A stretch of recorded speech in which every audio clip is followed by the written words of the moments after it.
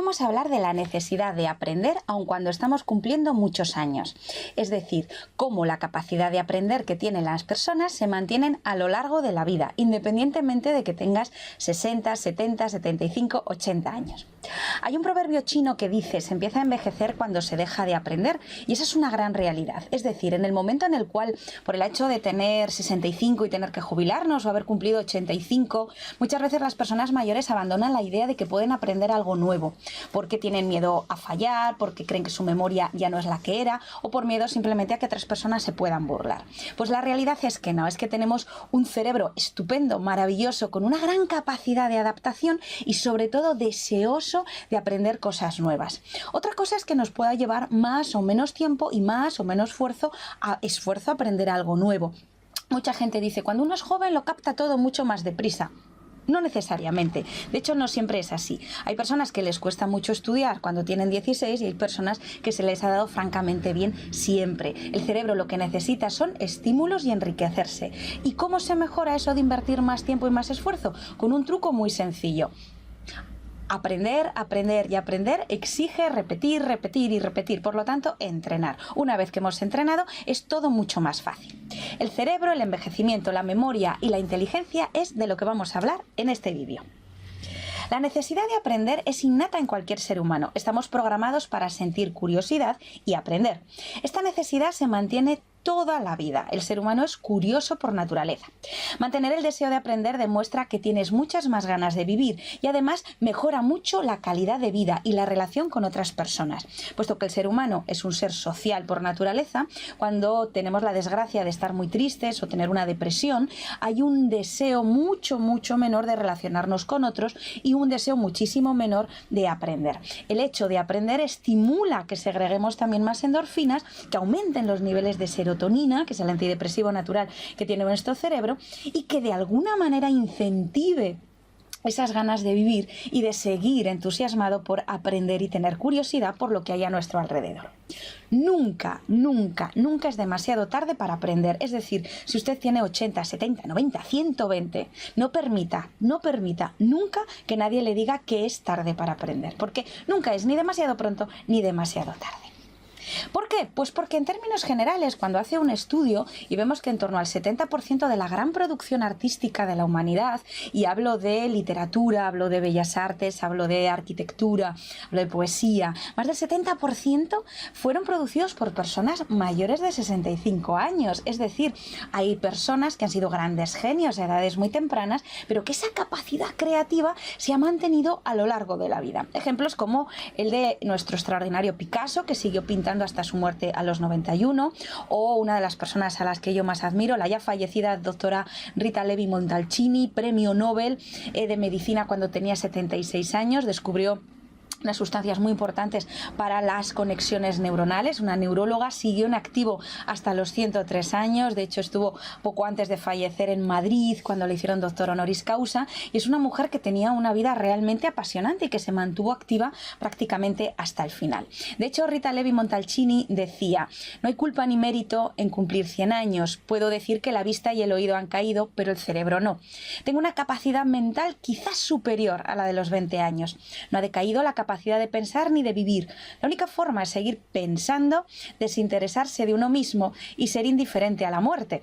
Cuando muera, solo morirá mi pequeñísimo cuerpo. Entonces, Rita Levi Montalcini es un llamamiento claro al que, si usted decide abandonarse y usted decide que no merece la pena aprender, entonces usted está perdiendo una gran batalla, ¿no? La batalla de seguir viviendo con ilusión, y que esos mitos y esos estereotipos sobre que envejecer ya nos anquilosa y nos ancla en un rincón, debemos desterrarlos, y las mejores maneras de desterrarlo es que usted se ponga en pie y diga: ¡hey!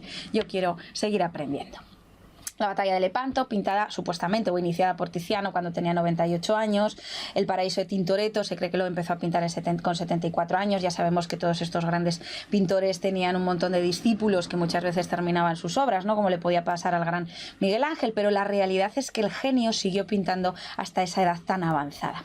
Otros grandes como los que podemos tener aquí en España, pues Clint Eastwood sigue rodando, Picasso que siguió hasta el final, Christopher Lee que con prácticamente 93 años siguió rodando, tenemos una gran Jane Fonda, una extraordinaria Tina Turner, Jesús Hermida siguió siendo presentador y periodista prácticamente hasta el final, Plácido Domingo. Este caballero que aparece aquí abajo participó en los Juegos Olímpicos de Londres el año 2012 creo y tenía 72 años, fue el atleta con más edad. ¿Qué significa esto de si podemos seguir o no podemos seguir aprendiendo? Pues la respuesta está obviamente en nuestro cerebro. El cerebro, que es esta parte maravillosa, ese órgano complejo que tenemos detrás del cráneo, que oscila entre unos 1100, 1500 centímetros cúbicos de capacidad, dependiendo de la persona, que alberga del orden de 100.000 millones de neuronas, es decir, en un cerebro humano hay más neuronas que estrellas conocidas en la galaxia, que todas ellas se conectan entre sí y eso es lo que va a permitir que se den las funciones cerebrales a través de conexiones que se llaman sinapsis. Desde una neurona puede tener desde 20.000 a 100 billones y de hecho es mucho más compleja la red neuronal que toda la red telefónica que tenemos en el mundo. Hay un mito que dice que solo usamos el 10% del cerebro. Mentira, dicen, no está muy claro de dónde salió este titular que empleó un periodista para decir que solo usamos el 10% a raíz de un estudio muy mal interpretado por parte del periodista y también muy mal realizado por parte del que lo llevó a cabo en población con retraso mental, donde dijeron que su capacidad cognitiva de inteligencia era solo del 10% y de ahí, bueno, pues sacamos que el ser humano solo usa el 10%. Cuidado con esa mala prensa y con esa pseudociencia, pues la realidad es que no. A ver si millones de años de evolución para lograr la máquina más perfecta que tenemos, que es el cerebro, pues no se le ocurre a la naturaleza desperdiciar el otro 90% y ponértelo de adorno. Pues no, eso de que usamos el 10% es mentira. Utilizamos el 100% de nuestra capacidad cerebral. Ya sé que a veces pensarás que conoces a algunas personas que no lo usan, bueno, de todo hay en la viña del Señor, pero la realidad es que lo utilizamos y la actividad cerebral incluso es mayor cuando dormimos. El cerebro es muy personal, de hecho es tan personal como sus huellas dactilares, no hay dos cerebros iguales porque depende de los estímulos que nos hayamos rodeado, ¿no? Ya equiparamos el cerebro a un músculo y en función del uso y de la actividad que le demos a ese músculo le tendremos más o menos desarrollados, ¿no? Su cerebro de hecho se halla en constante cambio y en constante adaptación gracias a esos descubrimientos relacionados con la neuroplasticidad que nos da tantas alegrías a los que nos dedicamos al mundo del estudio del cerebro, porque nos permite explicar cosas que antes no podíamos explicar, es decir, había una lesión cerebral, cómo era posible que la persona se recuperase de la misma, cómo es importante que la estimulación ayude a recuperar esa lesión cerebral o cómo es tan increíble que el cerebro de un niño tenga una gran adaptación, pero es que esa gran adaptación también la vemos en las personas mayores cuando hay una estimulación adecuada. Decía el doctor Merzenich, las áreas cerebrales se desarrollan más si se usan. Músculo que no se usa se atrofia y muere, decía una de mis maravillosas profesoras de matemáticas en el Colegio Virgen de Valencia, René Piélagos, donde yo estudié, la profesora Felisa, muy conocida como Chuca, siempre nos decía, el músculo que no se usa se atrofia y se muere, ¿no? Nos decía, cuanto más estudien ustedes matemáticas y más estrujen las meninges, más potente y desarrollado tendrán el músculo. Y es una gran realidad. Hemos visto que el aprendizaje viene muy relacionado con la capacidad de entrenamiento que tengamos del mismo. Plasticidad cerebral, como decía antes, ese gran término. Nuestros talentos naturales vienen marcados en parte por el número de neuronas que forman el cerebro y este número de neuronas en parte también viene relacionado con la carga genética, con lo que heredamos de nuestros progenitores. Pero la realidad es que lo importante no es el número de neuronas que tengamos, sino cómo se relacionan entre ellas, es decir, las conexiones cerebrales que se produzcan. Y estas vienen determinadas por el estímulo externo, es decir, por el ambiente lleno de estímulos al que expongamos a nuestro cerebro. El número de conexiones es el que nos va a favorecer crear hábitos. Cuanto más conexiones hayan entre las neuronas de nuestro cerebro, cuanto más repitamos o entrenemos adecuadamente la mente, muchísimo más sólidas van a ser las conexiones, especialmente las del aprendizaje. El cerebro, ¿cómo envejece nuestro cerebro? Bueno, pues hay una falacia muy curiosa que es la del autoengaño. Y es que usted es tan joven como cree serlo, ¿no? La gran mayoría de las veces nuestra edad cronológica, es decir, la edad que pone nuestro DNI, nuestro pasaporte, no suele coincidir siempre con la edad psicológica. Es decir, si a usted le pregunto cuántos años cree que tiene usted, probablemente me diga unos 5 menos de los que realmente tiene. Es decir, nuestro cerebro se ve mucho más joven. La capacidad de mantenerse joven cerebralmente es muchísimo mayor peor que cómo nuestro cuerpo va envejeciendo. El cerebro no distingue a veces realidad de creencia, con lo cual la fuerza del pensamiento interno y el creer que da igual que yo tenga 90 años, me siento joven, siendo prudente. Con esto no estoy diciendo que se lance usted a hacer parapente y tenga una terrible osteoporosis, no, yo lo que digo es que usted sea prudente, pero que no olvide que la principal barrera para hacer cosas es una barrera mental. Cuando creemos que no somos capaces, que por qué lo voy a intentar, que qué miedo al fracaso, que yo ya estoy mayor, etcétera, etcétera, esa es la principal barrera que su cerebro le va a poner a usted para avanzar o intentar cosas nuevas. La realidad es que esto del autoengaño en este caso sí funciona, es decir, uno es tan joven como cree serlo y eso es muy importante a la hora de mantener joven el cerebro. Nuestro cerebro envejece, evidentemente, exactamente igual que el resto de nuestro organismo, pero no todos los órganos envejecen de la misma manera. Es muy llamativo el envejecimiento de la piel. Es verdad que envejece, por una parte hay un factor genético, no todos envejecemos igual, y por otro hay un factor ambiental, depende de la exposición al sol, de lo que usted haya trabajado, de si se cuida o no se cuida la piel, pero es un órgano que envejece mucho. El pelo exactamente igual cuando aparecen las canas. Hay algunos órganos, como por ejemplo el corazón, que no envejece exactamente igual que el resto de los órganos. El riñón envejece, el estómago envejece y el cerebro también, pero poco. La atrofia que puede sufrir el cerebro fruto del envejecimiento es mucho menor que la de otros órganos y viene muy relacionada en parte por el estímulo que hayamos realizado de dicho cerebro. Es decir, hay un enlentecimiento y una ligera atrofia, pero ligera, y además es muy heterogénea, depende de cada una de las personas, exactamente igual que el proceso de envejecer. El proceso del envejecimiento es un proceso heterogéneo. No todas las personas estamos igual a los 30 ni a los 50, heterogéneo. Pues en nuestro cerebro pasa igual. Envejecer no es sinónimo de deterioro y eso es algo que tenemos que tener muy claro. No solo los profesionales sanitarios que nos dedicamos a trabajar con personas mayores, sino todo el mundo. Envejecer no es sinónimo de deterioro. Por el hecho de ser mayor, una persona no es necesariamente frágil, ni estúpida, ni va a tener demencia, ni va a tener incontinencia. El envejecimiento es sinónimo de experiencia vital, pero no de deterioro. ¿Que el estar envejecido puede predisponer más a sufrir determinadas enfermedades? Sí, eso es otra cosa distinta. Exactamente igual que el fumar predispone a padecer cáncer de pulmón con alta probabilidad, es cierto, pero también sabemos que el envejecimiento nos da tiempo a tener buenas etapas preventivas, es decir, si nos cuidamos bien, tenemos un buen estilo de vida y mantenemos sano nuestro cuerpo y nuestra mente, este envejecimiento va a ser mucho más llevadero que una persona que se abandone. Eso que quede claro, pero el envejecimiento no es sinónimo de deterioro. ¿Qué ocurre con nuestras funciones cognitivas cuando envejecemos? Pues hay un dato curioso. La inteligencia se mantiene estable. Incluso se puede aumentar. Hoy sabemos ya que el cociente intelectual es una simple medida de la inteligencia. La inteligencia es mucho más que nuestro cociente intelectual. Hay muchos tipos de inteligencia. Hablamos de las inteligencias múltiples de Gardner. Hablamos de la inteligencia socioemocional, que se ha demostrado que es el garante de éxito, tenerla muy desarrollada frente a la otra inteligencia académica. Pero la realidad es que cuando uno envejece, sus niveles de inteligencia se mantienen, incluso aumentan. ¿Por qué?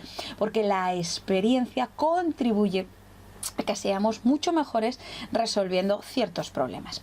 La memoria a corto plazo, es decir, esa memoria que nos permite saber qué hicimos la semana pasada o qué hemos cenado ayer, pues es una memoria que decae, pero ligeramente, decae ligeramente. Si usted ha tenido siempre mala memoria, incluso cuando era joven, esa memoria a corto plazo y es usted un poco despistado o un bastante despistado, probablemente esa cualidad de despiste se va a seguir manteniendo a lo largo de la vida. Incluso se va a acrecentar o acentuar si usted no pone medidas para intentar ser mucho más atento, es decir, menos despistado. Pero la realidad es que esa memoria a corto plazo decae ligeramente. Hay mucha gente que dice, se me olvida todo, ya no me acuerdo de nada, cuando yo tenía 20 años. Hay una gran realidad que no debemos olvidar y es que la memoria, especialmente la memoria a corto plazo, se ve muy fuertemente influenciada por las preocupaciones y por tener muchas más cosas en la cabeza. Habitualmente cuando tenemos una edad temprana y tenemos la suerte de tener una vida tranquila y de tener los problemas propios de la juventud, pero no problemas realmente graves e importantes, aunque cuando somos jóvenes los vivimos como tal, pero problemas pues de falta de dinero, de situaciones de paro, de la muerte de un hijo, de una enfermedad grave, etcétera, que también lo tiene la gente joven, pues esas preocupaciones minan la capacidad de memorizar, porque el cerebro está demasiado pendiente de esos problemas graves y le dedica, por así decirlo, menos atención a recordar cosas en memoria a corto plazo. Por lo tanto, cuando somos mayores también tenemos muchas más experiencias vividas, el cerebro también tiene más preocupaciones, por así decirlo, eso de que cuando uno es mayor es mucho más feliz, la utopía de la felicidad en la vejez no es real, sabemos que no lo es, porque se van acumulando una serie de hechos, ¿no?, de preocupaciones en la vejez, pues hacen que esas preocupaciones interfieran en esa memoria a corto plazo, pero que, como digo, se declina, pero muy ligeramente. Hay un ligero enlentecimiento en el pensamiento y en resolver problemas. Es como si a medida que cumples años te tomas un poquito más de tiempo para tomar la solución, lo cual es muy bueno, porque cuando uno es joven es mucho más impulsivo y a veces comete más errores. La creatividad y la originalidad se mantienen. Las personas creativas lo siguen siendo, incluso se incrementa a lo largo del paso de los años, fruto del enriquecimiento de esa experiencia. Y lo que sí que está claro es que no se deja de aprender. Hay un síndrome que es el de usarlo o perderlo, ¿no?, que se refiere no solo a la capacidad mental, sino también al cuerpo, ¿no? Síndrome de usarlo o perderlo. El secreto para evitar un declive mental es mantener la mente activa. Es decir, si usted usa su músculo mental, si usted hace ejercicio, si usted intenta tener el corazón sano, esos músculos se mantendrán mucho más tiempo activos. Pero ¿cuándo hay que empezar a mantener la mente activa? Pues desde que nacemos.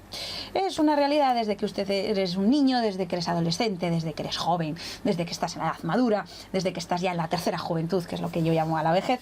Hay que mantener la mente activa.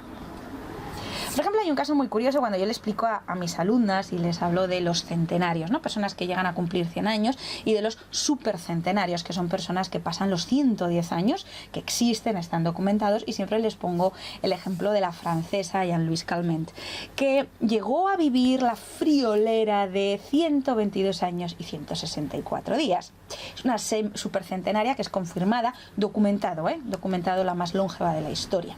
A los 85 años la buena de Jean-Louise continuaba practicando esgrima y montó en bicicleta hasta que cumplió los 100 y vivió por su cuenta hasta los 110. ¿Cuál era el truco o el secreto de Calment? Porque este tipo de personas nos interesan mucho a los que nos dedicamos al estudio del envejecimiento, ¿no? Porque ¿qué hace que esa persona viva tantos años? Son los genes, es la buena vida, es el estilo de vida, porque tenemos que tener en cuenta que los centenarios y supercentenarios de hoy vivieron guerras mundiales, guerras civiles, pasaron hambre, pasaron penurias, trabajaban a mano, no había las comodidades que hay hoy, y está claro que la capacidad de sufrimiento algo puede tener que ver o no. Bueno, pues Calment atribuyó su longevidad y su apariencia relativamente joven a que consumía aceite de oliva, el cual vertía en todos sus alimentos y además, atención, lo utilizaba para frotarse la piel. El aceite de oliva es un maravilloso hidratante natural. Así como una dietita de vino de Oporto, una copichuela de vino, no sabemos si una o dos, pero una copita de vino de Oporto de calidad en las comidas. Sabemos que el vino es cardiosaludable, también neurosaludable en la justa medida. Y esta es la parte que a mí más me gusta, porque decía que ingería casi 1 kilo de chocolate todas las semanas. 1 kilo de chocolate. Dios mío, los que somos chocolateros como yo, que me chifla el chocolate y los bombones y demás, pues nos llevamos una gran alegría cuando descubrimos esto.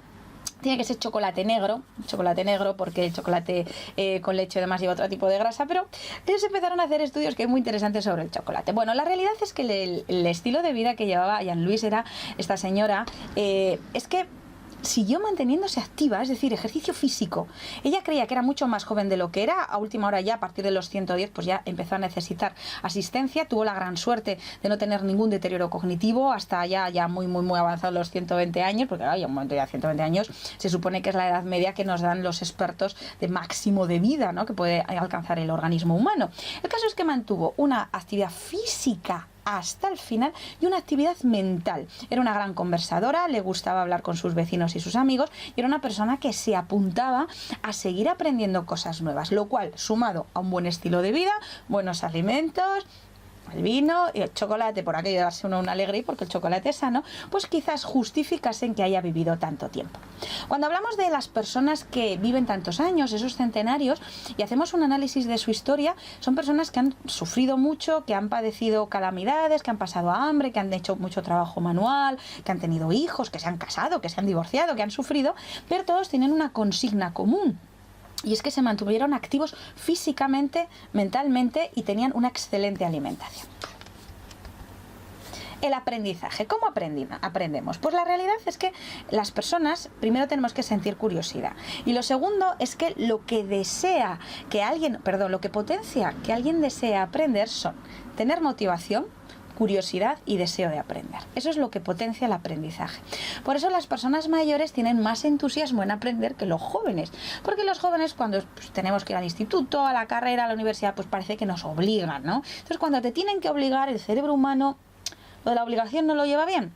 Por eso las personas mayores que empiezan a aprender son mucho más autodidactas. Es decir, tienen un deseo interno, nadie les obliga. Y es eso, esa motivación y esa curiosidad y ese deseo de aprender el que va a mantener vivas las ganas de aprender. Lo que tenemos que hacer es favorecerlas. Es decir, las políticas sociales, las familias tenemos que favorecer que esa persona mayor quiera seguir aprendiendo lo que le dé la gana, lo que quiera, pero que aprenda. Cuanto mayores se hacen las personas, curiosamente mayor interés tienen por aprender. Hay personas que no tuvieron la oportunidad de ir a la escuela o que se les daban mal los estudios. Aprender no es aprender académicamente ni de manera arreglada. Gente que vuelve a la universidad, no a la universidad senior, a los programas, la universidad para mayores, maravilloso. Lo que quieren aprender suele ser mucho más de carácter más autodidacta, de un aprendizaje mucho más abierto. Al cerebro le da igual aprender álgebra, matemáticas, historia de España o hacer macramé. El cerebro se mantiene activo cuando aprende, independientemente de lo que aprenda. Sea usted autodidacta, hace más el que quiere que el que puede. Créame, para todo en esta vida, ese dicho, vamos, es una sentencia de cátedra. Hace más el que quiere que el que puede. No pierda la curiosidad. No diga, yo no voy a aprender lo del WhatsApp, que es muy difícil. Porque claro, los nietos tienen que tener paciencia con nosotros y yo eso lo entiendo, pero aprenda otras cosas, ¿sí? Lea el periódico, apúntese a una tertulia, cotille. Cotillear también es una forma de aprendizaje de manera sana, ¿eh? Y mantiene activa la mente, pero aprenda. Es decir, por favor, no se quede sentado viendo solo la televisión. Bueno, si aprende algo de la televisión, maravilloso, pero aprenda, lo que sea. Por lo tanto, ¿qué podemos concluir? Primero, use el cerebro, es decir, intente seguir haciendo cálculos de cabeza, intente seguir leyendo el periódico, intente seguir manteniéndose activo. Si le gusta la carpintería, haga carpintería. Si le gusta coser, cosa o lea. Ya sé que va a perder usted vista y eso muchas veces nos entristece, sobre todo personas que han hecho muchas actividades de ese tipo, pero intente buscar otra cosa que mantenga su cerebro activo. Siga cocinando, intente hacer las recetas de cabeza, vaya a hacer la compra y guarde la lista en el bolsillo, mantenga la mente activa porque su cerebro es un músculo. No deje de usarle, no deje que otras personas tomen decisiones por usted porque eso pueda resultarle más cómodo, porque está perdiendo una oportunidad de ejercitar su cerebro. Ser mayor no impide aprender, eso espero que le quede claro a todo el mundo, no solo a los mayores, sino también a los jóvenes. Ser mayor no impide aprender. Practique diariamente, practique, es decir, haga sopas de letras, haga sudokus, practique todos los días. Es como ir al gimnasio, igual que usted tiene que ir a andar, intente ir a andar todos los días, porque cuando dejamos de hacerlo de manera rutinaria, el cerebro sí que tiende a acomodarse y tiende a olvidar esa rutina de aprendizaje, así que sea constante. Relaciónese con otros, porque una de las cosas que mejor le va al cerebro humano es hablar con otros. No son las personas parlanchinas como yo, que como ves hablo mucho y además muy deprisa. No, pero hable con quien sea, salga, habla con el de la parada o el autobús. Se nos olvida hablar, pero hablar cara a cara, relaciónese, porque eso es lo que más activo mantiene curiosamente al cerebro humano. Y por último es muévase. No se quede en casa, salga, camine, pasee, sube y baje las escaleras, lo que sea, muévase. Pero no solamente muévase físicamente, sino muévase de cerebro, atrévase, muévase, no se quede anquilosado. Mucha gente le dirá, es imposible que usted con 80 años aprenda informática. Mire, imposible no existe, solo hay una cosa en esta vida que es imposible, que es la muerte por desgracia, y todo lo demás, querer es poder. La motivación es la clave. Si usted está motivado y usted dice, hey, yo quiero aprender, esa motivación es como la gasolina. Cuando una persona quiere acabar una carrera, cuando una persona quiere encontrar un trabajo, cuando una persona quiere enamorarse y ser feliz, hay veces que hay paredes terribles contra las que uno va a luchar. Es verdad que hay veces que no hay que derribar la pared a cabezazos, hay que rodearla. Pero ¿sabe dónde está la clave para lograrlo? La gente que ha triunfado, en que nunca dejó de estar motivado. Puedes tener un mal día, pero motívese, salga adelante y dirá usted, pues no tengo ganas de vivir. Pues entonces es un poquito difícil ayudarle, pero motívese. Nunca es tarde para aprender, ni demasiado pronto. Ni demasiado pronto. Tenemos un cerebro maravilloso que vino al mundo a sobrevivir. Y la manera de sobrevivir, ¿saber cuál es? Aprender. Aprender. Estamos disponibles al aprendizaje. Nunca es tarde, ni demasiado pronto. No deje que el miedo decida por usted. No deje que el miedo decida por usted. Atrévase. Esa persona mayor que de pronto se jubila y que no sabe qué hacer con su vida. Que dice, ¿cómo voy a ir al hogar del jubilado si ahí solo hay viejos? Porque eso lo dicen ustedes. Yo que llevo muchos años trabajando con gente mayor. ¿O cómo voy a ir yo a los viajes del inserso? ¡Qué vergüenza! ¿O cómo voy a ir yo a apuntarme a una clase de ballet? O a una clase... Mire, si usted se deja paralizar por el miedo y la vergüenza, ese miedo y esa vergüenza van a decidir por usted. Y usted lleva decidiendo eso en su vida siempre. Así que atrévase. Si no, aprenda desde casa, lo que sea. Pero no deje que el miedo le paralice. Pero ni cuando tenga usted 80 ni cuando tengas 20 años. Porque si el miedo te paraliza y el miedo a intentar y el miedo a atrevernos nos deja sentados en una silla, ese miedo habrá triunfado. Y me dirás, sí, pero ¿y si me equivoco? ¿Y si sale mal? ¿Y si fracaso? ¿Y si? ¿Vale? ¿Y si te sale bien? Lo que yo quiero es que la decisión no la tome el miedo, la tomes tú. Relacionarse con otras personas fomenta el aprendizaje cooperativo y crea puentes, sin ninguna duda. Funcionamos mejor en equipo y funcionamos mejor cuando estamos unos con otros. De hecho, hay una característica cuando yo doy talleres de estimulación cognitiva, los mal llamados talleres de la memoria, porque no solo trabajamos memoria, trabajamos más cosas que van destinadas a personas mayores. Hay mucha gente mayor que me dice, es que Carmen, me encantaría ir a este taller porque además lo explicas muy bien y lo haces muy divertido, pero ¿y si me equivoco? Porque me da vergüenza, porque hay gente que sabe leer y escribir mejor que yo. Todavía tenemos un alto índice de analfabetismo en España, en personas mayores de 70, ojito, y eso supone una vergüenza. ¿Y si lo hago mal, Carmen? ¿Y si se ríen de mí? Y yo entiendo que el miedo a la burla, porque no siempre somos todo lo buenas personas, los demás, que deberíamos sernos, hace que la gente se paralice. Por eso yo, curiosamente, a los compañeros psicólogos, a las compañeras enfermeras, a los médicos, a las compañeras que hacéis talleres de estimulación cognitiva, siempre les animo a que las tareas las hagan en grupo. Las tareas las hagan en grupo y los deberes para casa los haga la persona individualmente. Luego ya lo que suelo hacer es les mando los deberes, si han tenido dudas los resuelvo uno a uno con la persona, pero no lo pongo en evidencia delante del grupo, sobre todo en personas que les da mucha vergüenza.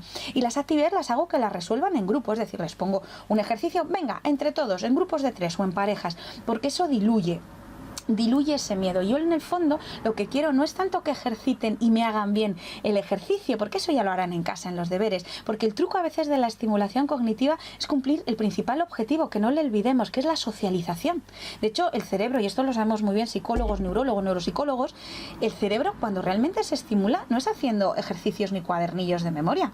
El cerebro cuando realmente se ejercita y se beneficia es cuando socializa, cuando habla con otras personas, cuando hacemos un comentario gracioso, cuando discutes incluso. Por lo tanto, relacionarse con otras personas fomenta ese aprendizaje cooperativo y además crea puentes, que en el fondo yo creo que es lo que nosotros necesitamos, ¿no? Crear puentes de relación humana. El mundo está lleno de cosas por descubrir. Bueno, nos quedan cosas y ya sé que ustedes me dicen, ¡buah, Internet! Yo, pues Internet, póngase usted a navegar por Internet, si es muy fácil. El mundo es un lugar increíble y crean muchísimas cosas por descubrir. Si además usted las puede descubrir de la mano de alguien joven, mucho mejor. De hecho, los talleres intergeneracionales son lo que mejor le va al cerebro. A la gente joven le va genial estar con gente mayor porque aprende, y a la gente mayor le va genial ir con gente joven porque rejuvenece. Así que sea curioso, nunca pierda la curiosidad. Aunque usted haya sido una persona que siempre haya estado en el pueblo y lo máximo que ha hecho a veces pues es ir los domingos a misa y cuidar de sus hijos y de sus nietos, no pierda la curiosidad. Vea la tele, aunque sea para ver programas que igual no aportan nada, pero usted va a aprender mucho. No pierda la curiosidad. Lo más importante es ser feliz porque es bueno para la salud. Ser feliz, qué difícil, ¿no?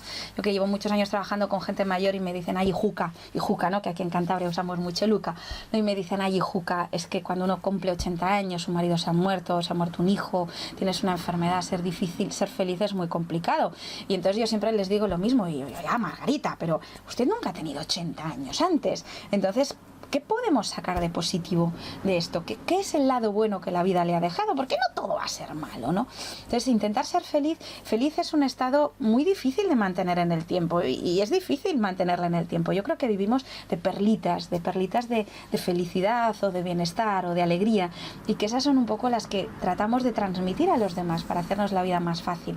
A veces el ser feliz es una actitud, es decir, es levantarse por la mañana y decidir si ir por el camino del que mal me va todo, qué tristeza, qué derrota, o por el camino de decir, vale, esto es mal, ya lo sé, voy a ver cómo lo remedio, pero no voy a permitir que mi actitud también sea de tristeza. Voy a intentar estar un poquito mejor, aunque no sea fácil. Ser feliz es lo que realmente le transmite alegría.